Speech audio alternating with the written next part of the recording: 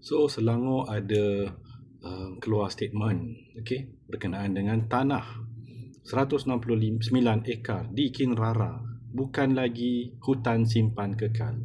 Ini adalah kenyataan oleh Exco Selangor, seperti tulisan di bawah ya.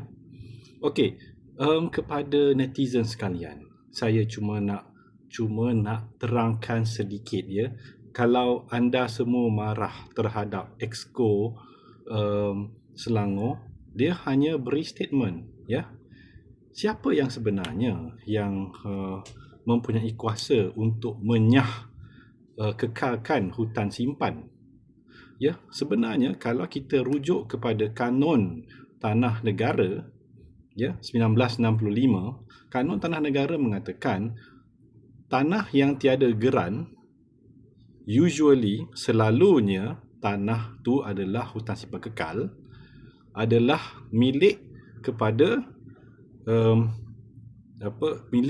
ketua negeri yang diuruskan oleh exco negeri. Okey, faham? Maksudnya siapa ketua negeri? Sultan ataupun raja ataupun yang dipertua negeri, pertuan negeri ya. So, kalau korang nak gaduh, korang nak bantah apa semua, korang hanya boleh bantah je lah kepada exco negeri. Tapi yang menasihatkan apa semua, yang memberi kerjasama terhadap kerajaan negeri itu adalah Sultan tu sendiri, tuan tanah kepada segala tanah yang ada di negeri Selangor ya. Semua tanah-tanah di negeri Selangor kan adalah kepunyaan Sultan, kan? Betul tak?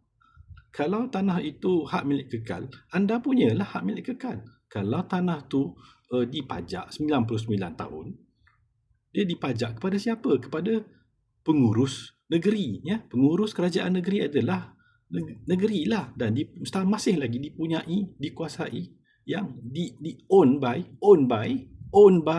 Sultan Selangor. So, kau nak gaduh kenapa? What's your problem? Chill je, tengok aja apa diorang nak buat. Tak apalah, diorang nak ambil hutan pun. What can we do? It's not ours. Alright?